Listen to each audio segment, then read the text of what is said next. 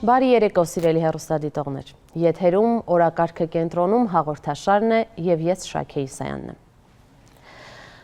Օրակարգի տաղավարում այսօր Մանեթ Հանդիլյանն է, Հայաստանի Հանրապետության ազգային ժողովի 6-րդ և 7-րդ գումարման պատգամավոր, Հայաստանի Հանրապետության աշխատանքի և սոցիալական հարցերի նախարար 2018 թվականին, 2020-21 թվականին Արցախի Հանրապետության աշխատանքի, սոցիալական և բնակարանային հարցերի նախարար և վերջապես ապրելու երկիր կուսակցության նախագահ։ Շնորհակալ եմ Տիկին Հանդիլյան զրույցի այս ձևաչափը ընդունելու համար։ Ես եմ անչափ շնորհակալ ձեզանից և սիրով եմ ձեր տաղավարում։ Շնորհակալ եմ։ Տիկին Հանդիլյան, մի առիթով ասել եք, որ հանրային պաշտոնը դիտարկում եք որպես միջոց նպատակին հասնելու համար և ոչ երբեք հակառակը, հա։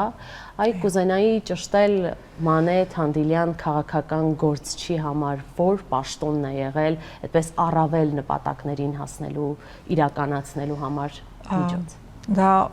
հետաքրքիր է, որ շարունակում է լինել ինձ համար, այսպես ասած, կարգախոս հանրային քաղաքական պաշտոն զբաղեցնելու, որովհետև ես սկզբից անփորձ, ապա փորձառու գործիչ հենց այդ հետքերով էլ գնացել եմ։ Երբ որ ես ընտրվում էի պատգամավոր, ես հավատում էի, որ Հայաստանում պիտի ձևավորվի նոր քաղաքական ուժ, մարդիկ տեսնեն ինչպիսի քաղաքական գործիչներ եւս կարող են լինել, եւ ահա այդպիսով վստահեն այդ գործիչներին։ Դա հնարավոր էր ազգային ժողովում։ Եվ ահա այդ ճանապարհը ես ընտրելով պիտի ներկայանայի ժողովրդին, որից հետո գիտեք հայտնի փոփոխությունները, իշխանափոխությունը, այլ կարգավիճակը, նաեւ Հայաստանի այլ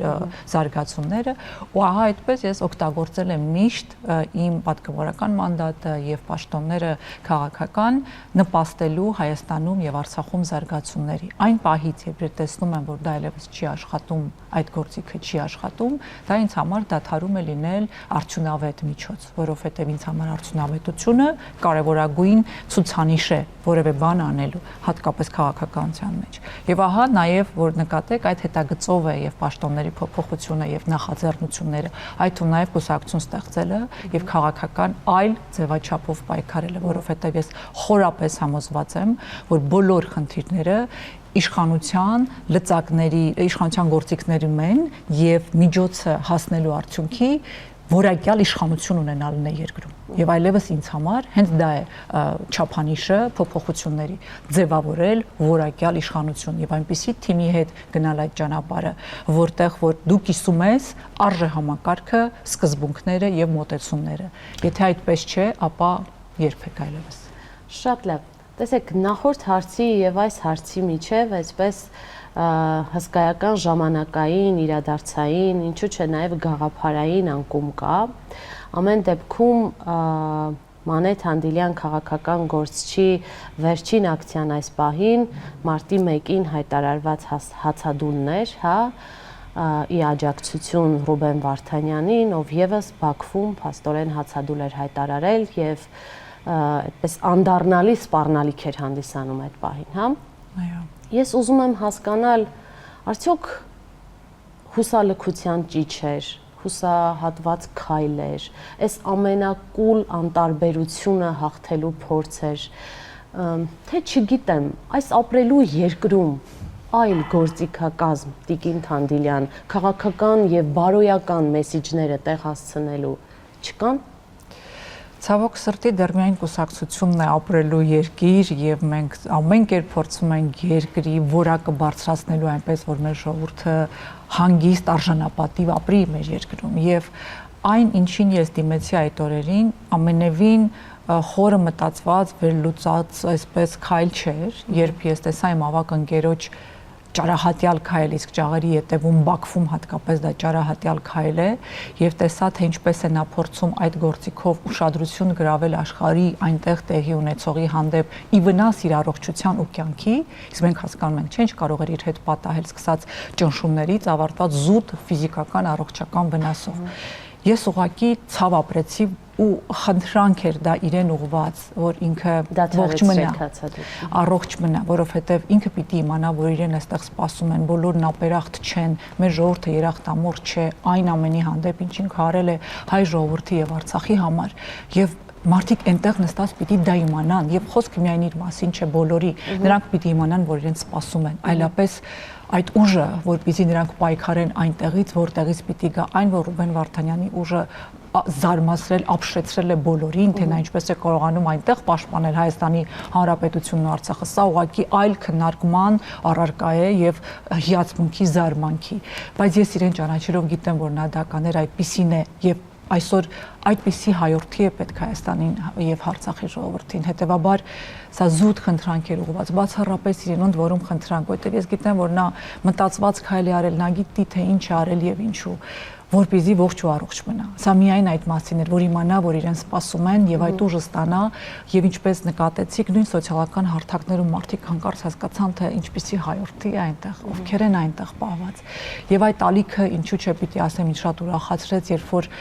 մարդիկ սկսեցին նաև իրեն դիմել խնդրանքով, որ ինձ ասում էին ինչով ձեզ օգնենք, ախր ինձ օգնելու բան չկա, մենք պիտի իրեն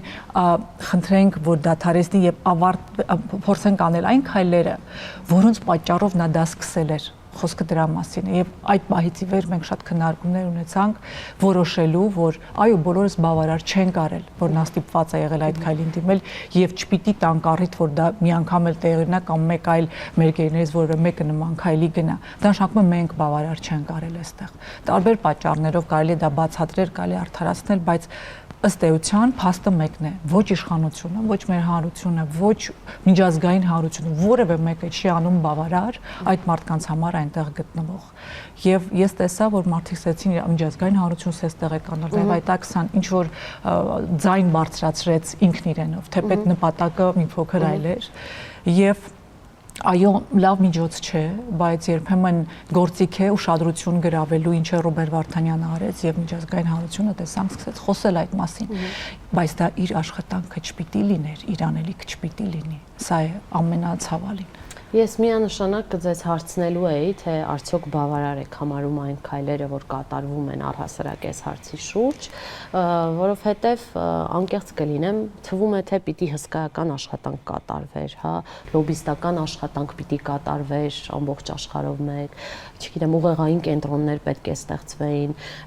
ամեն ինչ պետք է արվեր, հա, ռեսուրսներ պիտի ներդրվեր եւ այլն, բայց իմ խորին համոզմամբ իրապես մենք թերացել ենք նախ, որովհետեւ արդեն իսկ ժամանակ ենք կորցրել այս ընթացքում եւ կարծես թե շարունակում ենք կորցնել, հա, այ ուզում եմ հասկանալ,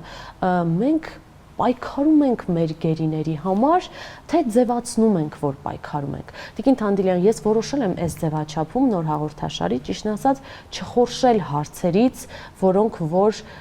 առնվազն հաճելի չեն, բայց ուզում եմ նաև, որ հենց մենք հյուրերի հետ գտնենք հստակ պատասխաններ եւ հեռուստադիտողն էլ գնահատի հենց այդ հանգամանքը, որովհետեւ եթե մենք ձևացնում ենք, որ պայքարում ենք գերիների համար, ապա պետք է հասկանանք, որ սա գերիների խնդիրը չէ, եթե մենք կարծում ենք, որ այս խնդիրը միայն Բաքվում գերեվարված մեր հայրենակիցների խնդիրն է, մենք չարաչար սխալվում ենք, կամ այդ մասին է, մենք չարաչար սխալվում ենք։ Այ ըստ ձեզ էլ ինչ պետք է արվի, որպեսզի այս մոտեցումը, այդ տրամաբանությունը կամ այդ պատկերացումը մեզանում ընդհանրապես ոչնչանա։ Նախ ինձ համար չկան տհաճ հարցեր, հարցը որ առաջանում է, ինքը այո, պիտի ունենա պատասխան, հատկապես մեր հանրությունը պիտի մանրամասն պատկերացնի, հասկանա ինչի մասին է։ Եվ այո, երբ որ խոսում ենք հավաքական մենքի մասին, որտեղ պիտի նաև բնութագրենք, բնորոշենք ով է այդ մենքը, հանրությունը, Հայաստանի Հանրապետության, Արցախի միջազգային հանրությունը, իշխանությունը, քաղաքական ուժերը, ովքեր են այդ մենքը, առանձին անհատներ, հանրահայտ Եվ երբ որ այսպես վերլուծում ես, հասկանում ես, որ այո, այստեղ տարբեր բաղադրիչներ կան, բայց ամենակարևոր կոմպոնենտը, որը մենքի մեջ պիտի գործաներ, դա Հայաստանի Հանրապետության իշխանություններն են, որովհետև ես որպես քաղաքական ուժի ներկայացուցիչ կուսակցության նախագահ դիմել եմ տարբեր հանրություն, ես նաև հասկանում եմ, չէ, հնարավորությունների չափը, բայց դիմել եմ միջազգային տարբեր հանրությունների նաև հենց այդ պատճառով, հասկանալով, որ այսօր ծանր վիճակում է Հայաստանը, ու եթե մի պահ ինձ թույլ տամ մտածել, որ դա է պատճառը, ես խոսում եմ ու դիմում միջազգային հանրության, բայց իրենք մի ուղիղ կարմիր թելով այսպես մեզ մեսիջ են ինձ ասում, ձեր իշխանությունը առաջնահերթություն եւ իր օրակարգում չունի այս հարցը եւ մենք չենք կարող անել որևէ բան առանց այդ օրակարգին աջակցելու միտումով, որովհետեւ առաջնորդ պիտի լինի օրակարգի ու դա պիտի անի Հայաստանի Հանրապետությունը, ինչու որովհետեւ մարդիկ ովքեր այնտեղ պահվում են Հայաստանի Հանրապետության քաղաքացի են ու միայն Հայաստանի Հանրապետության, ուրիշ ոչ մի երկիր առանձին վերցրած մեծ հաշվով անելիք չունի, եթե քո երկիրը դա չի անում, իսկ մեր երկիրը այս պարագայում Հայաստանի իշխանությունները ես անգամ չեմ էլ ուզում նույնացնել, բայց փաստ է,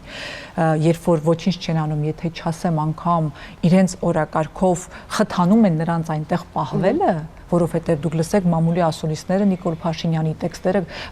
ԿՊ-ի падգամավորների տարբեր նրանք հատորներ են ավելացրել իրենց խոսքով, նրանք նպաստում են նրանց այնտեղ պահման, նրանք վտանգ են տեսնում նրանց վերադարձի եւ հետեւաբար Ալիևյան ռեժիմի հետ աշխատում են նրանց երկարաձգելու այնտեղ պահումը, չհասկանալով թե դա ինչ վնաս է տալիս Հայաստանի Հանրապետությանը, այդ դատավարություն այդ մարդկանց մասին չէ, եթե դուք լսում նայում եք դատախազների բարձրացած մեղադրանքը Հայաստանի Հանրապետության դեմ է այդ դատավարությունը։ Նիկոլ Փաշինյանը իջացրել է նշաձող այնքան, որ սա դարձել է տարածքային վեճ։ Երբ որ սա տարածքային վեճ է, այդ մարդիկ ներկայացնում են որպես սեպարատիստ, ու այլևս չկա Արցախի ժողովրդի ինքնորոշման իրավունքի համար պայքարած իրավական լեգիտիմ պայքարի մարտիկներ։ Այնտեղ կան մարդիկ, ովքեր ոտնձգություն են արել Ադրբեջանի տարածքի վրա, ինչը սպասարկում է Նիկոլ Փաշինյանը, եւ սա ցավալի արձանագրեր, որովհետեւ այնտեղ դատվում ենք բոլորս։ Այդ մարդիկ դատվում են, որովհետև հայ են, որովհետև պայքարել են հայ ժողովրդի իրավունքի համար։ Սա չտեսնված, չլսված բան է, երբ որ միջազգային կառույցների կողմից ճանաչված իրավունքի պաշտպանման համար դատվում են մարդիկ եւ այն պետությունը, որը ի բնե պատասխանատու է այդ մարդկանց համար, ոչինչ չի անում, եթե չասեմ հակառակը։ Սա ամոթալի էջ է հայ ժողովրդի պատմության մեջ, ու դրա համար է իմ հույսը մեր ժողովուրդը, որպեսզի սա հասկանա, ոտքի կանգնի եւ այս իշխանություններին պարտադրի այդ օրակարգը։ Տեսեք, ես միանշանակ ձեզ հետ համաձայն եմ, այդտեղ երկրորդ կարծիք չի կարող լինել, բայց հարցը եկեք երկու կողմից դիտարկենք։ Իշխանությունների մասին ամեն ինչ պարզ է, դուք ինքներդ էլ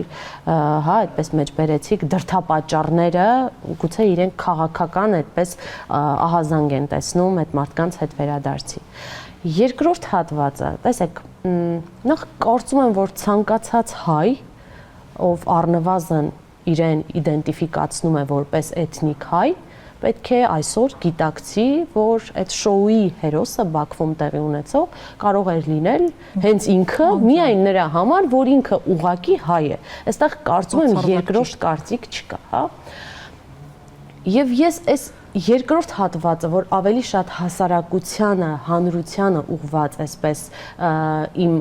պատկերացումն է, այդպես կուզենայի պրոյեկտել Ռուբեն Վարդանյանի Բաքվից ուղղված կոչին, հա, որը ուժեղ էր, հզոր էր, ազդու էր, բայց Տիկին Թանդիլյան, ես այդտեղ մի մտավախություն ունեմ։ Նախ այստեղ առանձնացրել եմ հատկապես այն տողերը, որոնք ինձ համար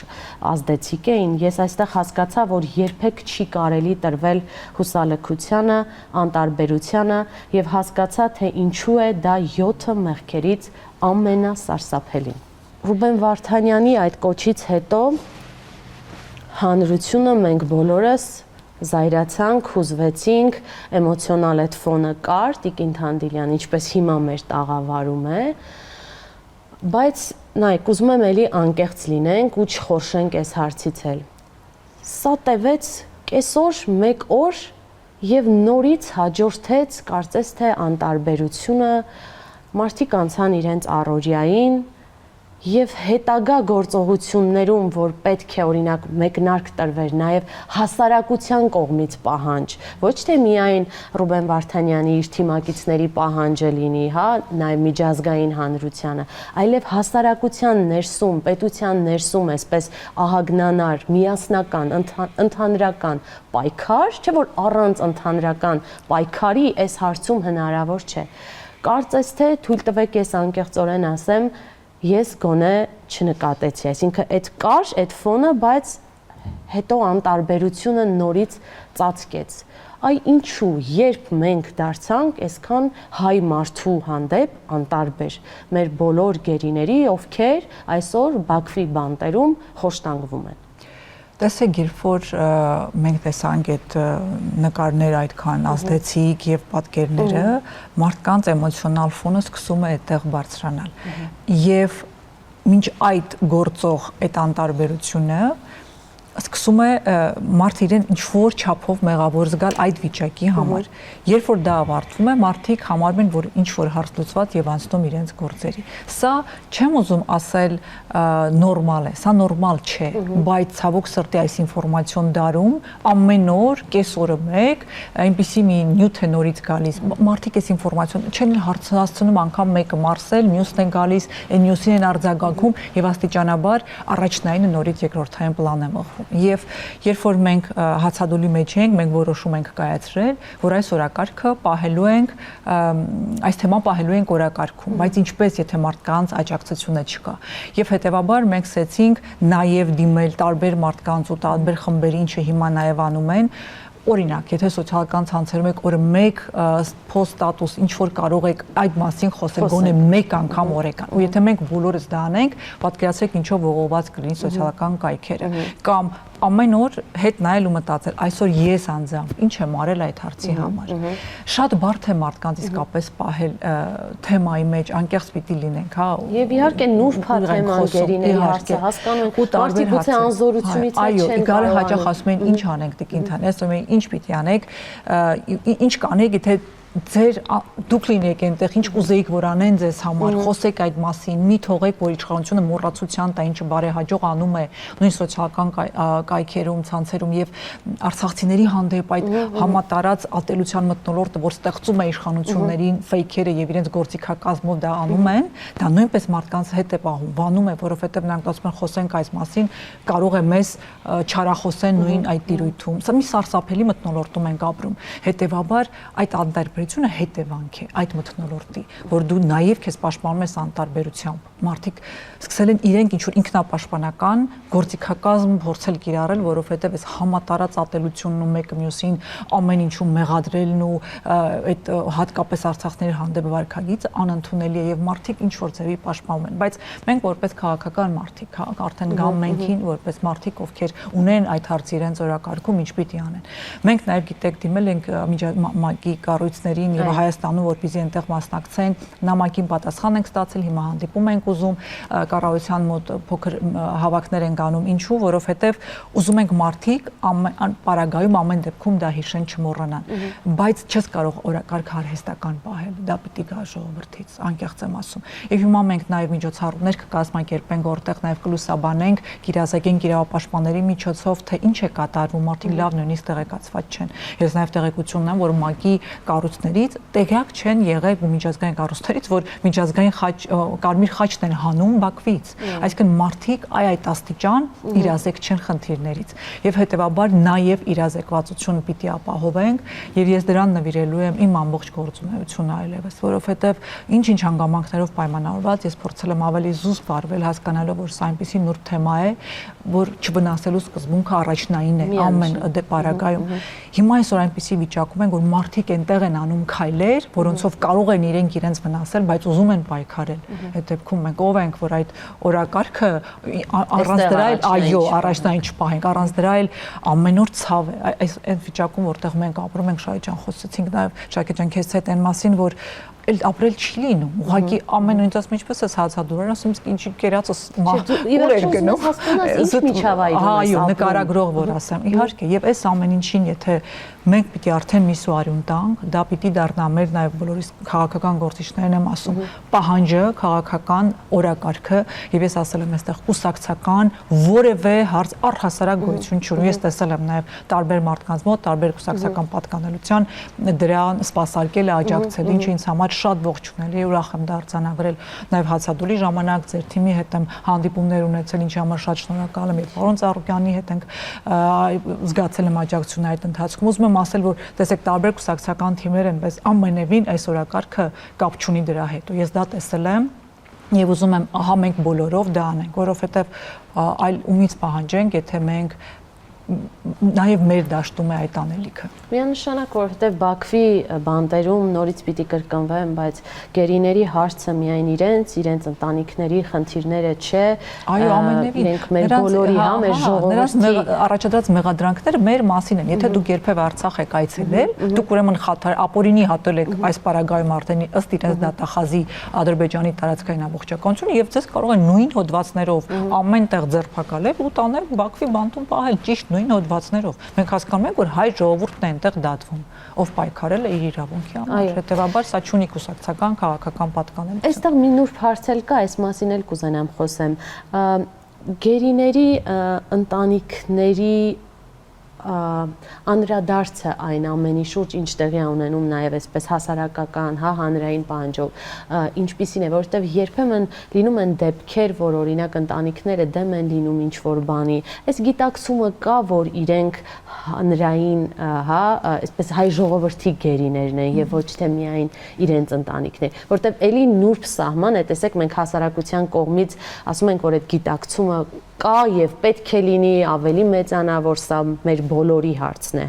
բայց մյուս կողմից էլ նաև ընտանիքի հետ կապված, որտեղ ընտանիքներում էլ սա շատ նուրբ հարց է եւ կարող են լինել եւ եղել են դեպքեր, այդ հանգամանքը դրա լուծումը ինչպես է պատկերացնում։ Ես հենց դա է նաև հաշվի առնելով, նկատի ունենալով եմ փորձել շատ զգուշավոր լինել այս հարցում եւ ինձ համար որոշում եմ կայացրել այդ մարդկանց հետ ոչ միայն հանդիպել ու հասկանալ իրենց սահմանը ինչպես են իրենք տեսնում, որովհետև այո, մենք կարող ենք ասել, որ դա մեր որդիներն են, մեր զավակներն են իրենք, բայց ամեն դեպքում ուղիղ իրենց ընտանիքի անդամ են, ինչը պիտի ընդունենք, որ մեզանից առավել իրենք են շահագրգիռ։ Ու դրա համար ես հետևել եմ բոլոր կանոններին իրենց կողմից առաջ քաշված, չվնասելու սկզբունքը գերակա ու նաև ինչպես անելու ավելի արդյունավետ կամ ավելի թիրախային հարցերը քննարկելու եւ առաջ մղելու։ Ու դրա համար ես կարծում եմ նաև իրենց հետ պիտի շփումներ լինեն։ Ինչ որ չափով որոշ ընտանիքների հետ կա բնականաբար, բայց ես կուզեմ նաև, գիտեք, էլի իշխանությանը պիտի գամ 23 ընտանիքի հետ որևէ մեկի հետ մեկ անգամ հանդիպել եք, ասեք թե դուք ինչ եք անում այդ ուղղությամբ։ Չէ՞ որ կրկնում եմ նորից, դա իշխանության առաջնորդության կարիք ունեցող խնդիր է։ Եթե դու այդ օրակարգը կոծկում ես, ուրիշ մեկը չի կարող դա անել։ Բայց այո, ես եղել եմ տարբեր ընտանիքների հետ նաև խոսել եմ, մարդիկ որոշները շատ ուզում են, որ այո, մենք բոլորս ինչ-որ բան անենք, բայց իրենք մի քիչ կարող են վերապահում ունենան անձամբ մասնակցելու, որովհետև անհանգստություն ունեն, ինչը լիարժեքորեն հասկանալի է իրենց պարագայում։ Եվ հետևաբար այո, եզրը չտեսնված նուրբ է, բայց ինձ համար այն գործիքները, որոնք ըստ էության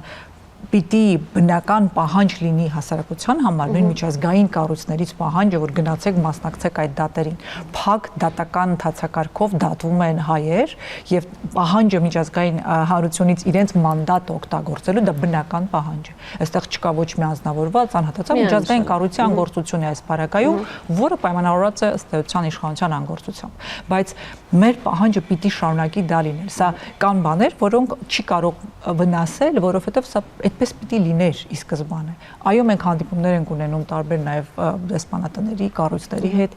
իրենք էլ ունեն վերապահումներ, իրենց այնտեղ անվտանգության նույն Բաքվում, որտեղ իրենց թիմերն էլ այնտեղ աշխատում են, անվտանգության խնդիր ունեն։ Մի սարսափելի, այսպես փաթեթ է սա ծանրության առումով եւ հետեւաբար, այո, ընտանիքներից պիտի իրենց հետ հասկանանք ինչ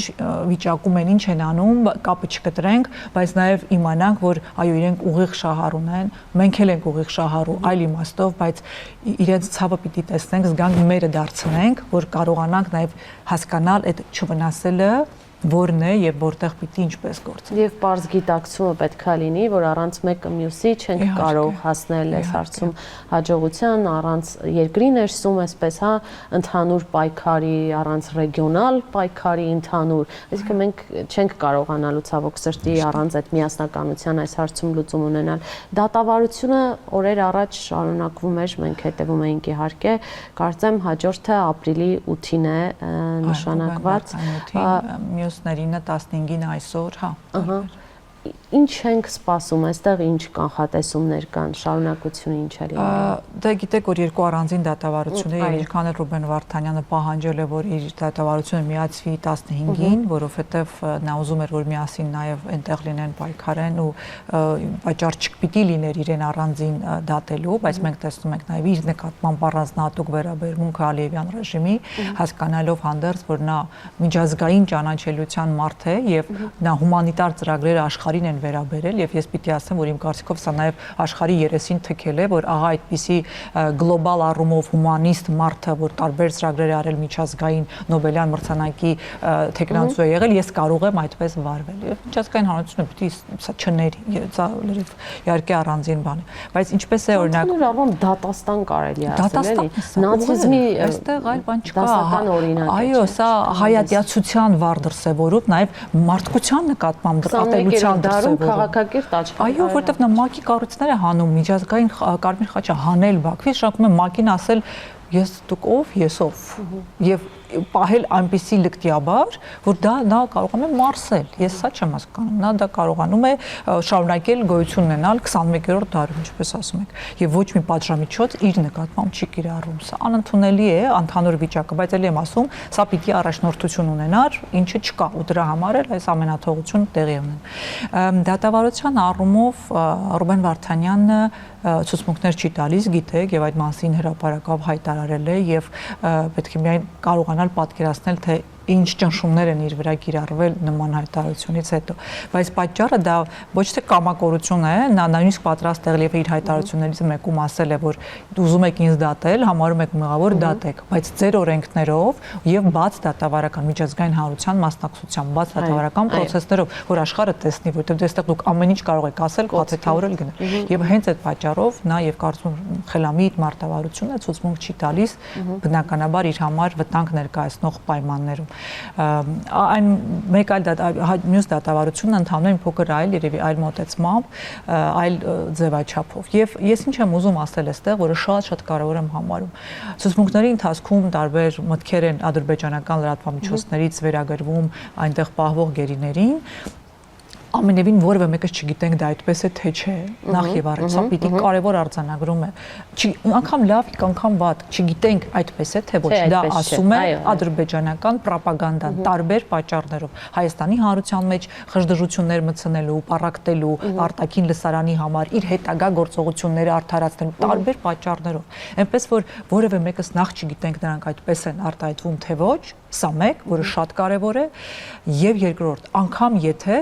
մենք պիտի իմանանք ինչ պայմաններում են նրանք գտնվում։ Մեզ դուր է գալիս այդ տեքստը, դուր չի գալիս, ինչ հետևանք որևէ մի խելամիտ մարդ աշխարհում եւ հանրությունը աշխարհի գիտի, որ թշնամու բանտում դատելու պարագայում յուրաքանչյուր ոք կարող է եւ պետք է ասի այն ամենը, ինչը կպաշտպանի իր անձնական կյանքը։ Սա աքսիոմա է, բանաձև է, այդպես աշխարհը գիտի եւ դա փորձել քննարկել, քննադատել, արդարացնել, մեկնաբանել բացարձակ անտեղին է, ես մեր ժողովրդին ուղղակի նաև ձեր տաղավարից ուզում խնդրել կոչ անել, ընդհանրապես մի քննարկեք որևէ գերու ասած որևէ մեկ գիտքի անգամ դա ասվել է, ես նույնիսկ չգիտեմ դա ասվել է թե ոչ, առավել եւս մեր պետության առաջին դեմքերի մակարդակով դա քննարկման առարկա դարձնել, որ ստիպված լինի օրինակ Արայիկ Հարությունյանը այնտեղից մեկնաբանել, պատասխանել Հայաստանի վարչապետին, այս խայտարակություններին պետք է վերջ տալ, սոցցանցերը պետք է լռեն այդ մարդկանց կողմից արված որևէ արտահայտության մասին, այստեղ էլ իրազեկման նաև Այո, մենք պիտի ասենք սիրելի ժողովուրդ ջան, դուք չգիտեք այդ մարդկանց պայմանները, մեկ երկրորդ չգիտեք նա դա ասել է թե ոչ, ընդհանրապես մի քննարկեք, որ չուրախացնեք հենց Ալիևյան ռեժիմին, դա ռոպագանդա է, զուտ գործիքակաց, որպեսզի մենք այստեղ թուլանանք, իրար այսպես պառակտվենք, միայն մի պահանջ պիտի ունենանք, վերադարձրեք այդ 23 հոգուն, առնվազն 23-ին։ Ուրիշ ասելիք ոչ Ալիևին ունենք, ոչ իրար ունենք, իրար ասելիքը մենակ հետեւյալ դեպի, ինչ ես դու կամ ես այսօր արել, որպեսզի այդ մարդիկ հետ գան։ Ուզում եք սիրեք, չեք ուզում մի սիրեք, դա ամենևին սիրո մասին չէ։ Եվ պարզ գիտակցումը, որ իրենք այնտեղ են, որովհետև հայ են, եւ վերջ։ Եթե ձեզ թվում է, թե այստեղ քննարկելու բան կա, ես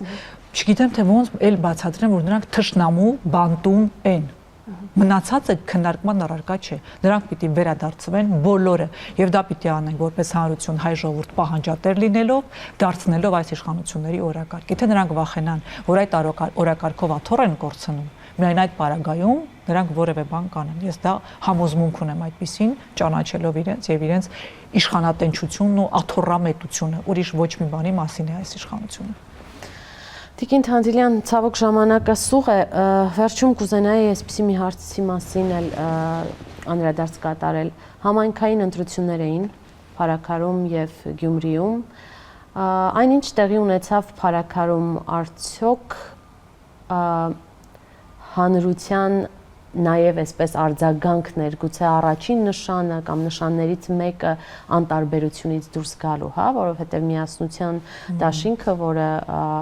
ապրելու երկիր, հա, կուսակցություններ նաև ներկայացնում, փաստորեն հաղթանակ տարավ, իշխանական ներկայացուցիչից առավել եւ բացարձակ հաղթանակի արժանացավ։ Ես կուզենայի ձեր կարճ արձագանքը նախ այդ մասին եւ երկրորդ դիտարկումը միանգամից։ Արդյոք այս ընտրությունները լինի Գյումրիում, որովհետև այնտեղ էլի ապրելու երկիրը բավականաչափ ձայներ է ստացել, ցավոք շեմը չի ախտարել, բայց այնուամենայնիվ այդ ընտրական համայնքային ընտրական process-ներում Ռուբեն Վարդանյանի գործոնը կար, քաղաքացին ուներ նաև այդ սոլիդարությունը, գուցե իր անզորությունը կամ իր օգնությունը, աջակցությունը նաև այդ տեսքով, հա, աջակիցը լինելու կամ այդ հանդիպումներում վստահաբար որ ունեցել եք այդ մասին խոսելու, գերիների հարցին անդրադառնալու եւ այլնի մասին, թե ոչ։ Մարդիկ առաջին հարցը, որ ինձ տալիս են տեսնելիս, դա ինչ լուր ունեմ Ռուբեն Վարդանյանից, ինչ վիճակում է, առողջական ինչպես է իր եւ ինչ ակնկալիքներ ունենք, ինչ տեղի կունենա։ Առաջին հարցը ինձ տեսնող յուրաքանչյուր մարդու դա է։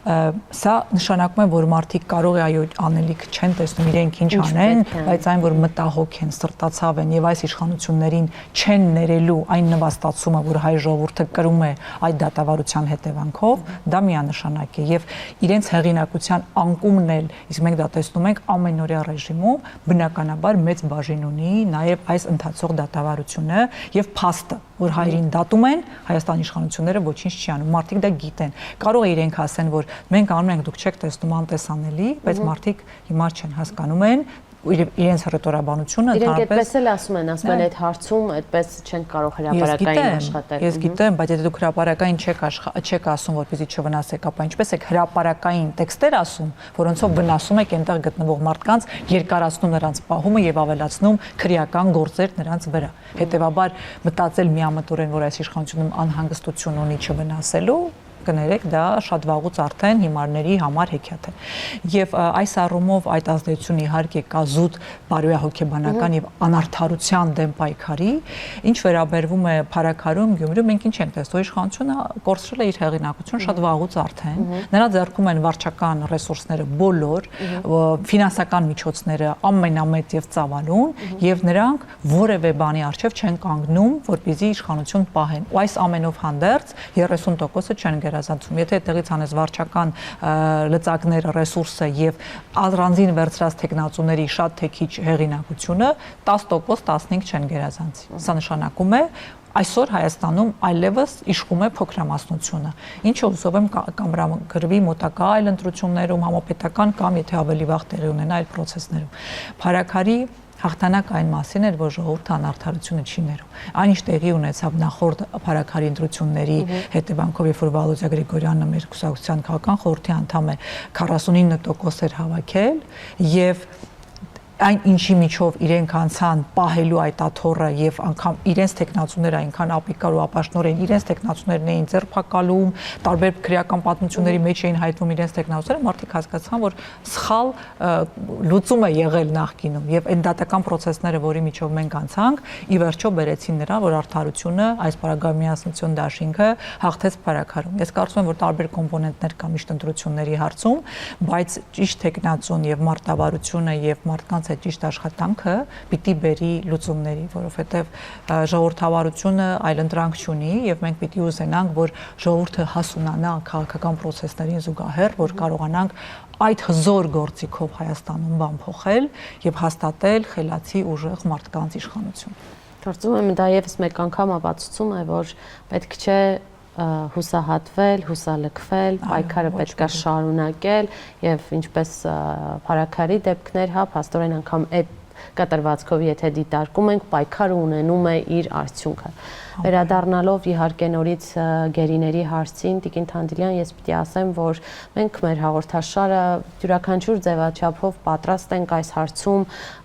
ցանկացած միջոցառում լուսաբանել, քննարկումներ կազմակերպել, այսինքն հնարավորինս հանրության հետ աշխատանքներում մեր աջակցությունը ունենալ, որովհետև նորից պիտի կրկնեմ, մենք պարզ գիտակցում ունենք, որ գերիները հայ ժողովրդի գերիներն են եւ մեզանից յուրաքանչյուրը կարող էր լինել իրենց փոխարեն Բաքվի բանտերում։ Այո, շատ ճիշտ է եւ ես նախանչափ շնորհակալ եմ այս նաեւ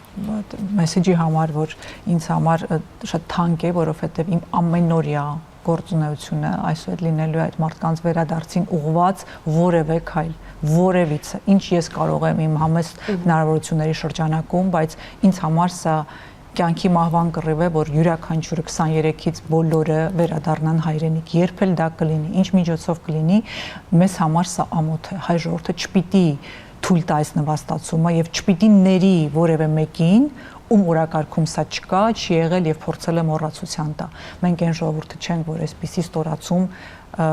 կուլ տանք, մարսենք։ Մենք